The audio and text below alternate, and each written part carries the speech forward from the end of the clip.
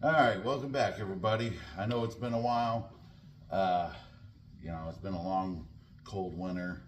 I did create this video that you're about to see a few months ago. It's to correct a little bit of bad information that I thought I knew, but I didn't know until I actually did it.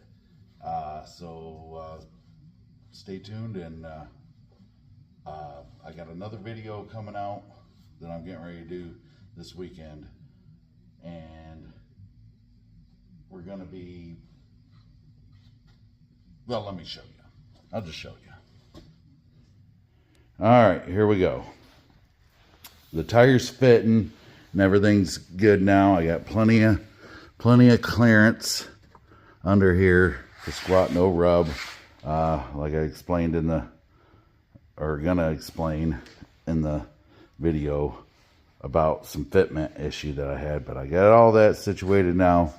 Now I'm gonna work this and body work this flare right now, and same with the other side, and body work all this area and that area there, and I'm gonna blend with the body work into the bumper, and so it'll be like a seamless. You'll still see the seam here along through here, but it'll be nice and blended. Plus I've got a little bit of rust repair that I'm going to work on for this video coming out, so stay tuned for that. And I do have some other content that I did on this video you're about to see, but it's mainly to explain the issue I have with the fitment. So enjoy, stay tuned for the next one.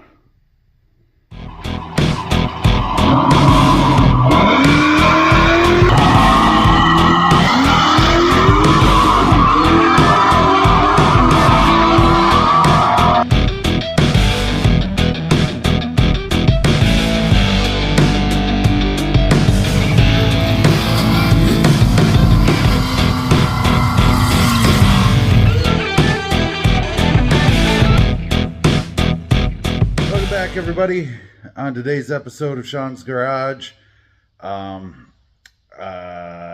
correct some bad information that I gave on the last video, and the rear end's coming back out. All right, everybody, welcome back. Got to make some corrections. Put out some slightly bad information last time. Didn't know until I got it done, but the wheels still don't fit under the Malibu. I mean, they fit, but they still rub. So, if you watched the last episode, I did fender flares on this because the wheels that I bought were too large, and I really wanted them, and I couldn't get them in the back spacing that I wanted. The back spacing on these are 4-inch, and I wanted 4 3/4, or at least 4.5. But even still, with that, I still don't think they would have fit without flares. So now I don't want to change my rims. Still don't want to change my rims. So now we're going to pull the rear end out and get it shortened at least a 1/2 inch. I'd like to get 3/4. I'll have to talk to them when I drop it off to get it shortened. But I mean, it's kind of a good thing anyways, because I wanted to put a TrueTrax locker in it. Right now it's got a full spool, so both tires are locked. So when you go around the corner, one squeals, it binds up. Not the greatest for street driving. I mean, it works, you can do it. I've been doing it for a couple of years, but now I want to go with the TrueTrax, so it'll at least unlock, and when you break them loose, they'll lock together and be full posi. And it not like a posi where it's clutch driven. These are gear driven, and so they're less likely to wear out, and they'll handle more horsepower. So we're going to do that. But if you do that, if you want a 10.5 tire, a 10.5 inch wide tire under your Malibu, you got to have at least a 4.5 inch back spacing, preferably 4 3/4 with the frame notch, and fender flares. Flare the fenders. So that's what we're going to work on today.